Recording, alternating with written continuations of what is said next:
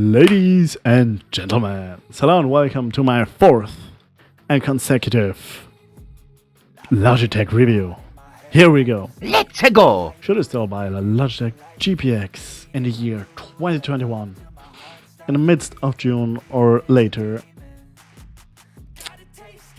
Well, it depends. In theory, absolutely. In practice, let's check it out. So, why should you buy this mouse? If you're in the market for a wireless mouse, it's wireless. If you're in the market for a light mouse, 60 grams. If you're in the market for a mouse from Logitech, it's a mouse from Logitech. If you are in the market for a mouse with extremely low latency, yes, it's low latency. Yeah, that's it. That's not it. It's like a pretty good overall mouse.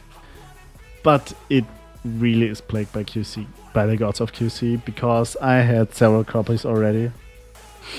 And this is one of the better ones. That's why the review is coming now, because in a previous video I said, review after, 1.5 years. I didn't use it a lot, but I have some things to talk about, so long-term review, quote-unquote, coming soon. And yeah, I had some issues with some copies. Last year I bought one. I bought one and I had to send it back and got sent another one, and all had the QC issues, so I didn't really bother anymore. Like, I bought one like literally a year ago or more and reviewed it.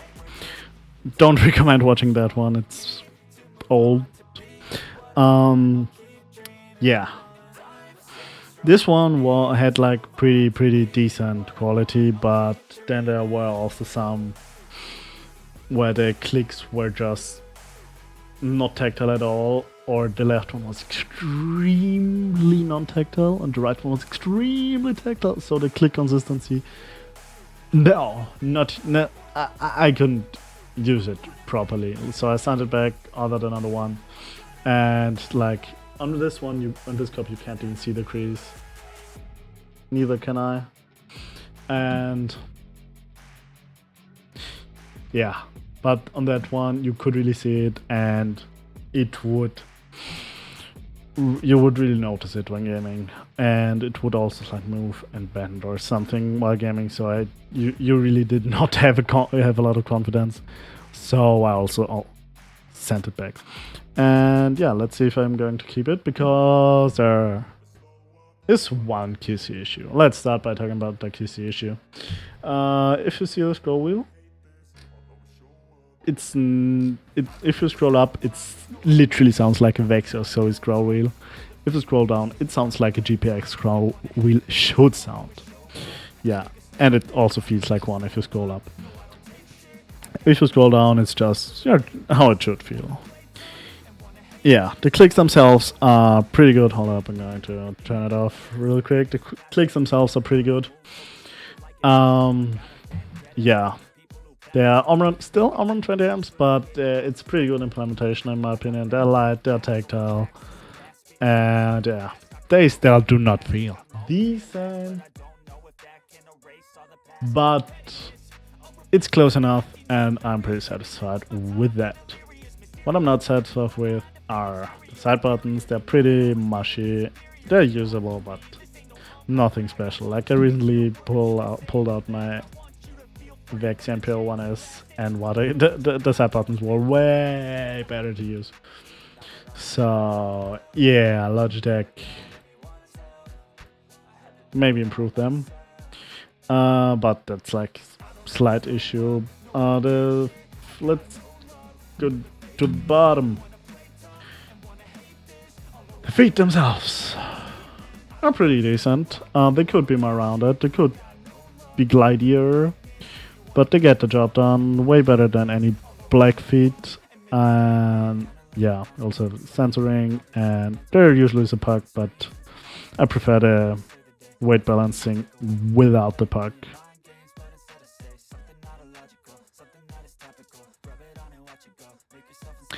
I would still swap out the feet, to be honest, to Corporate, Superlight, Tiger, some things. But if you want to stay with them, that's also not an issue. What also is not an issue is the Hero 25K sensor. It's extremely efficient, it's extremely close, it's extremely good, extremely flawless. If that's extremely flawless. Can something be extremely flawless? Anyways, yeah. Sensor, top tier. It's also top tier. Battery life. I think you have a 200 milliamp hour battery in there, and it lasts 70 hours. That's how. And it also only weighs 60 grams. It's phenomenal. Like, wow. Yeah. So that's that. Yeah, what they could also change is the port. It's still micro USB. It's still my 2022, and they're still not using USB-C or anything else.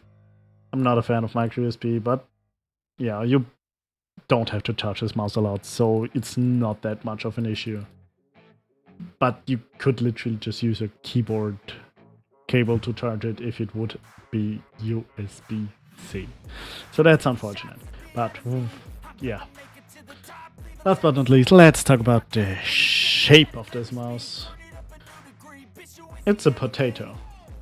And I mean this in a literal sense. It's literally a potato. But it gets the job done. You can use this mouse on any grip you want. Fingertip, claw, maybe not so much palm, like more claw palm. Since hump is slightly more back. And yeah, it's ambi, and it has no side buttons. Yeah, this shape is nothing special, but like everybody can use that, and that's the goal, and that's the appeal of this mouse. And it also doesn't have to be a bottleneck. Like Simple used this mouse and won a CSGO major for the first time. So yeah, obviously a good mouse. And what's also good is the coating, and yeah, I like it, but I like the texture, coating, whatever more. So yeah, it's not the best for me anymore, but it's still one of the best. So yeah, well, that's basically it. Should you buy this mouse? Obviously yes, if you wanna spend 100 to 120 euros for a 60-gram wireless mouse.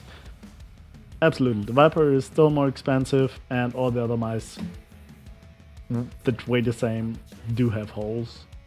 So that's one of your cheapest options, if one might say so. So yeah, Logitech, very good. Improve on it, make a mini version, maybe at 55 grams, and for fuck's sake, put in USB-C. I hope you enjoyed this review. Leave a like, a comment, and a sub down below.